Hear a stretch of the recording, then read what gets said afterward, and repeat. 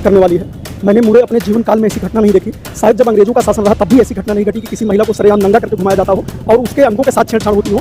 और ये उस बीजेपी जो है सरकार में हो रहा है जहां बीजेपी शासित प्रदेश है। क्योंकि जिस बीजेपी ने नारा दिया कि बेटी बचाओ बेटी पढ़ाओ, क्या ऐसे ही बेटियों को बचाएंगे, उन्हें नंगा करके घुमाया जाएगा? ये इस देश में SC ST के साथ हो रहा है, OBC और मुस्लिम के भी साथ। वोट लेने के लिए तो SC हिंदू हो जाते हैं, उसके बाद मैं यही कह रहा हूँ कि आखिर किस बात का हिंदू है? जो लोग ये कहते हैं कि यहाँ का ST और SC हिंदू है तो क्या? नमस्कार, मैं अनिल कुमार, आप सभी का स्वागत है हमारे चैनल सुल्तानपुर आवाज़ में। सुल्तानपुर में आज ऑल इंडिया मजलिस-ए-इत्तेहादुल मुस्लिमीन पार्टी के काफ़ी कार्यकर्ता यहाँ पर आए हैं। मैं इस समय मौजूद हूँ DM कार्यालय सुल्तानपुर में। आपको बता दें, जब से मणिपुर में महिलाओं के साथ में दुर्व्यवहार किया गया, वहाँ पर करीब 2 महीनों से लोगों के साथ में मारपीट का जो मामला चल रहा है, उसी के संबंध में आज ऑल इंडिया मजलिस-ए-इत्तेहादुल मुस्लिमीन पार्टी के कार्यकर्ता सुल्तानपुर के DM जसजीत कौर को ज्ञापन सौंपने आए थे। क्या मांगे हैं? सर जी नमस्कार। साइड में हो जाओ। नमस्कार सर जी। जी नमस्कार। आज आप AIM से हैं जी। किस तरह से आज आप लोग यहाँ सुल्तानपुर DM जसजीत कौर से मिलने आए थे, क्या मामला था? मसले तो बहुत हैं, लेकिन ख़ास तौर से जो मणिपुर का मामला था, उस मामले में हम लोग आए थे। DM को ज्ञापन दिए ने और DM ने ज्ञापन लिया भी और ये भी संतावना दी कि हम आपकी बात को आगे बढ़ाएंगे। बस एक ही मामला था जो DM साहब ने आपकी बातों को सुना। उन्होंने क्या कहा? महामहिम तक ज्ञापन? जी, उन्होंने कहा कि महामहिम तक मैं आपकी बात को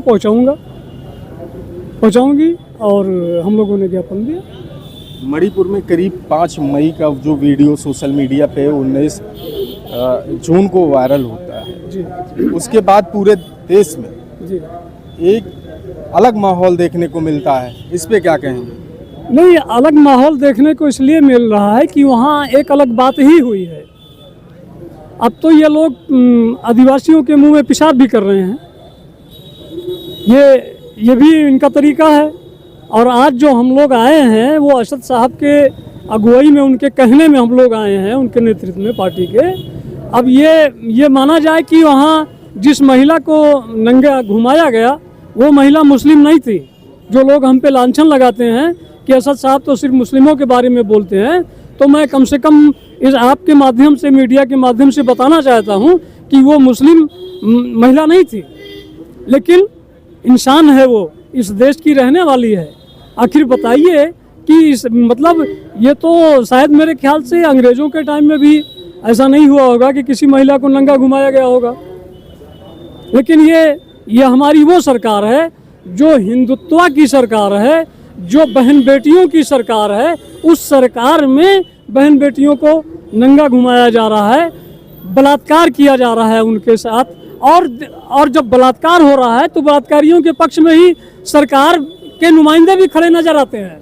अभी तक ठोस कदम, करीब 2 महीने 2.5 महीना हो गया, अभी तक ठोस कदम नहीं उठाया। उस पे क्या कहना चाहते हैं? कौन विभाग, तमाम खुफिया एजेंसी भी हैं, उस पर अभी तक कोई कार्रवाई नहीं? देखिए, ऐसा है कि अभी तक तो प्रधानमंत्री ही मुंह नहीं खोले, अब उन्होंने मुंह खोला। हमें ये बताइए कि जिस सरकार को ये ना पता लगे कि हमारे देश में या हमारे प्रदेश में क्या होने वाला है, कौन सी घटना घटने वाली है, तो उसको सरकार में रहने का कोई हक नहीं होना चाहिए। इसलिए कि आपके पास राह है, LIU है, CBI है, NIA है, कौन सी ऐसी चीज़ है जो आपके पास नहीं है?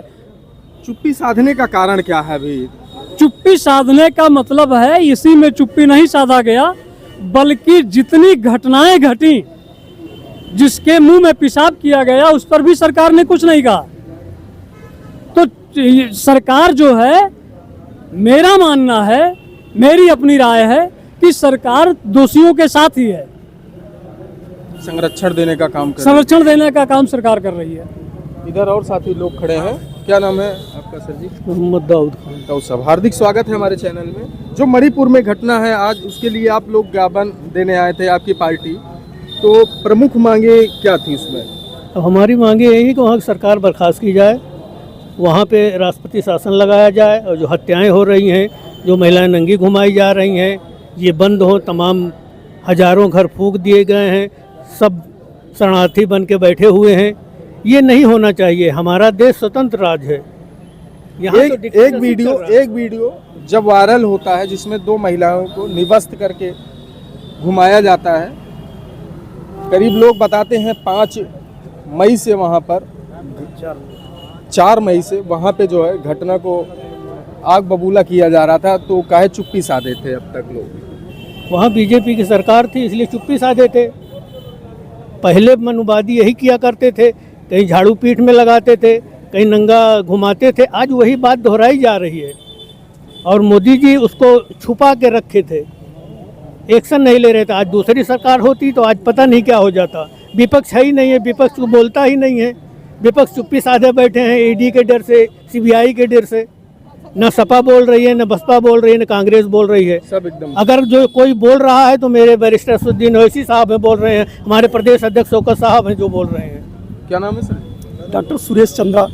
डॉक्टर सुरेश चंद्रा जी। जी, क्या पद है इस पार्टी में आपका? 189 सदर जयसिंहपुर से विधानसभा प्रमुख सचिव हूँ। जी, आज ज्ञापन देने आए थे। वहाँ पर जो महिलाएं निवस्त्र होकर घुमाई गई हैं, उस पर आप क्या कहना चाहते हैं? दरअसल ये घटना मानवता को शर्मसार करने वाली है। मैंने पूरे अपने जीवन काल में ऐसी घटना नहीं देखी। शायद जब अंग्रेजों का शासन रहा तब भी ऐसी घटना नहीं घटी कि किसी महिला को सरेआम नंगा करके घुमाया जाता हो और उसके अंगों के साथ छेड़छाड़ होती हो। और ये उस बीजेपी जो है सरकार में हो रहा, जहां बीजेपी शासित प्रदेश है। चूँकि जिस बीजेपी ने नारा दिया कि बेटी बचाओ बेटी पढ़ाओ, क्या ऐसे ही बेटियों को बचाएंगे, उन्हें नंगा करके घुमाया जाएगा? ये इस देश में SC ST के साथ हो रहा है, OBC और मुस्लिम के भी साथ। वोट लेने के लिए तो 80 हिंदू हो जाते हैं, उसके बाद में उनके मैं साथ- यही कह रहा हूँ कि आखिर किस बात का हिंदू है? जो लोग ये कहते हैं कि यहाँ का ST और SC हिंदू है, तो क्या वो हिंदू है? अगर वो हिंदू है, वहाँ का व्यक्ति जो है, जो आदिवासी लोग अगर हिंदू हैं, तो कोई हिंदू संगठन क्यों नहीं आया उनके लिए धरना प्रदर्शन करने के लिए? उनके लिए जो है रोड पर क्यों नहीं आया, क्यों नहीं कोई आवाज़ उठाया? दरअसल वो हिंदू नहीं है। जब इलेक्शन की बारी आती है, वोट लेने की बारी आती है, तब आदिवासियों को, दलितों को हिंदू बनाया जाता है। अन्यथा वो जो है हिंदू में कीड़े मकोड़े भी नहीं है, कोई गिनती नहीं है उनकी। और ये सरकार जो है बेटियों के मामले में एकदम फिसड्डी सरकार है, कोई मतलब नहीं है। कैसे भी करके बीजेपी सरकार चाहती है कि उसकी जो है कुर्सी बची रहे, शासन सत्ता हमारी काबिज रहे, बस तमाम तरह के जुमले देती रहती है। देश विदेश में तो नाम हो रहा है मोदी का, हर हर मोदी भी कहते हैं विदेशों में, इस पे क्या कहेंगे? दरअसल ऐसा है ना, ये सिर्फ गोदी मीडिया के लोग चिल्लाते हैं, कहीं कुछ नाम नहीं है। और एक चीज़ जानिए, अगर आज सोशल मीडिया नहीं होती ना, तो मणिपुर की जो घटना है ये हम तक नहीं पहुंचती। कितनी शर्म की बात है कि ये घटना 2 महीने के ऊपर जब जाके पहुंची, तो 71 दिन के बाद प्रधानमंत्री नरेंद्र मोदी जी का जो है ट्वीट आता है कि मैं बहुत दुखी हूँ।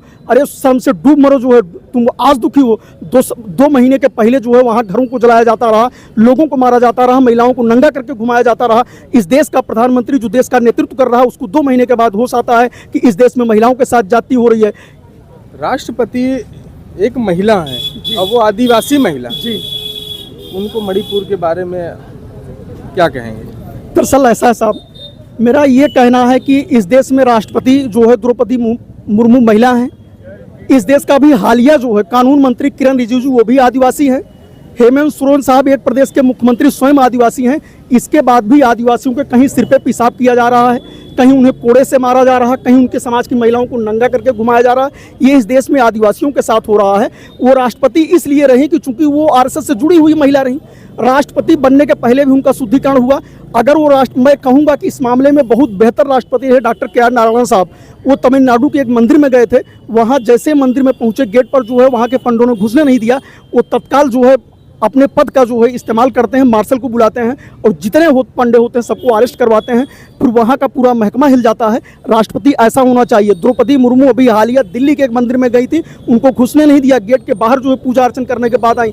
मेरे समझ में नहीं आता कि किस बात की राष्ट्रपति हैं। इस देश का सर्वोच्च नागरिक जो है राष्ट्रपति होता है, तीनों सेनाओं का अध्यक्ष होता है। उन्होंने अपने पद का जरा भी निर्वहन नहीं किया। अगर वो अपने पद की अहमियत समझती तो किसी की औकात नहीं थी किसी मंदिर के पुजारी की उनके साथ भेदभाव होता। जब इस देश में राष्ट्रपति के साथ भेदभाव हो रहा है, राष्ट्रपति सिर्फ ST होने की वजह से अपमानित हो रहा है, तो आम आदिवासियों के साथ क्या होता होगा, ये मणिपुर की घटना स्पष्ट जो है बताती है। तो इस जो आप ये निंदनीय घटना बता रहे हैं, ये निंदनीय घटना है, दर्शकों में बता दें कि आक्रोश आप साफ देख रहे हैं। ये मुस्लिम समुदाय के लोग हैं, इन्होंने मणिपुर में जो आदिवासी महिला हैं उसके न्याय के लिए आज सुल्तानपुर में आए हैं जी, और ये काफ़ी आक्रोशित नज़र आ रहे हैं। हमारे साथ में पार्टी के जिला अध्यक्ष हैं। सर जी नमस्कार। क्या कहेंगे सर जी? फिर दरअसल ऐसा है, मैं इस पर ये कहना चाहूँगा, देखें अभी जो लोग जो है ना ये बात करते हैं कि ओवैसी साहब जो है सिर्फ मुस्लिमों के लीडर हैं, मैं इस पर कहना चाहूँगा अगर ओवैसी साहब दलितों के साथ खड़े हैं, इस देश में आदिवासियों के साथ होने वाली जाति पर खड़े हैं, इस देश में सामान्य महिला के घर पे बुलडोजर चलता है उसके साथ खड़े हैं, तो ओवैसी साहब सिर्फ मुस्लिमों के लीडर क्यों हैं? ये मैं गोदी मीडिया से पूछना चाहता हूँ जो उन्हें एक खांचे में खड़ा करना चाहती है। तो कहते हैं बी टीम है, बहुत सारे लोग कहते हैं बी टीम है।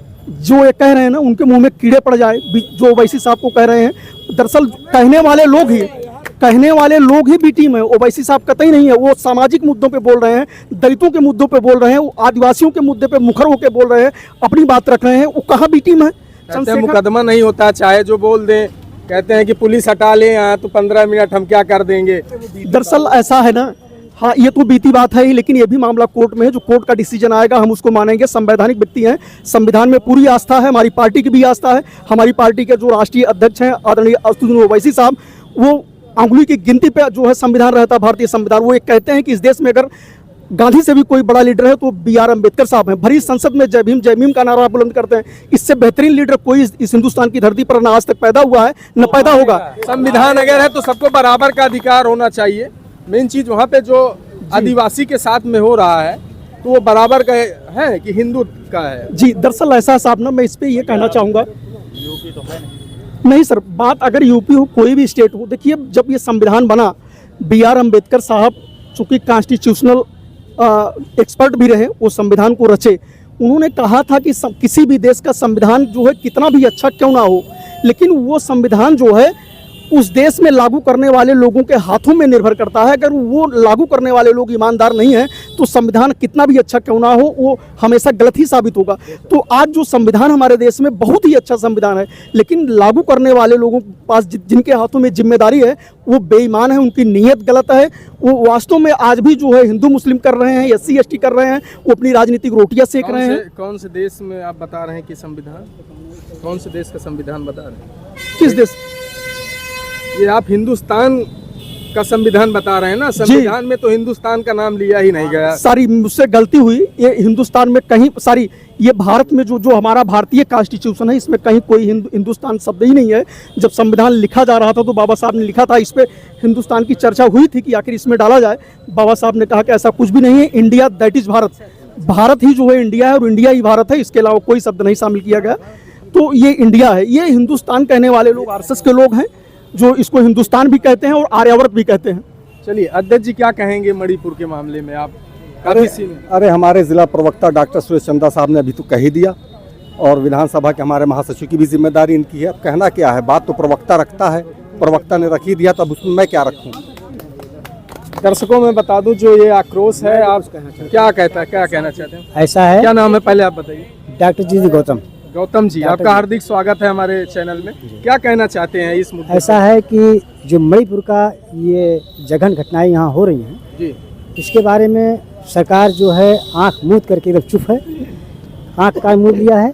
उसको एकदम समझ लीजिए कि उसके लिए कुछ भी नहीं हुआ है, वो केवल जातिवादी पार्टी है। जातिवादी पार्टी है? और कैसे जातिवाद पार्टी है? देखिए जो भी यूपी में घट रहे हैं, हाँ, वो केवल अपने लोगों के सपोर्ट में लेती है, और जो दलित और ये आदिवासी क्षेत्र के लोग हैं वहाँ पर उसका कोई उसका मतलब नहीं, तो केवल उसका कोई क्या चाहते हैं, क्या मांग होनी चाहिए? क्या मांग होनी चाहिए? मांग है कि सरकार को भ्रष्टाचार किया, या तो उनको जो दरिंदे उनको फांसी की सजा हो जाए। सरकार जो वहाँ के मुख्यमंत्री कह रहे हैं कोई हमसे इस्तीफा मांग ही नहीं रहा है, तो काहे हम इस्तीफा दे दें? अब ऐसा है क्या तो मांग है, लेकिन उनके कोई दर्द नहीं है, इस्तीफा नहीं मांगने इसलिए। अगर उनके दर्द होता तो ऐसा नहीं करते। आदिवासियों के 3 मंत्री हैं, राष्ट्रपति मुर्मू जी हमें, वो इसी RSS के बैनर पे चल रही हैं, इसलिए का बोलने का कोई जुर्म नहीं उठता है, वो नहीं बोल रहे इसलिए चुप है, जबकि दर्द तो। दर्शकों में बता दूं कि जो ये आक्रोश देख रहे हैं सुल्तानपुर में, और भी वीडियो में हमारे देखे भी होंगे कि किस तरह से जनता मणिपुर में जो जघन घटना हुई है वो किस तरह से है, कमेंट करके जरूर बताइए। कैमरामैन परवेज के साथ मैं अनिल कुमार, सुल्तानपुर आवाज़।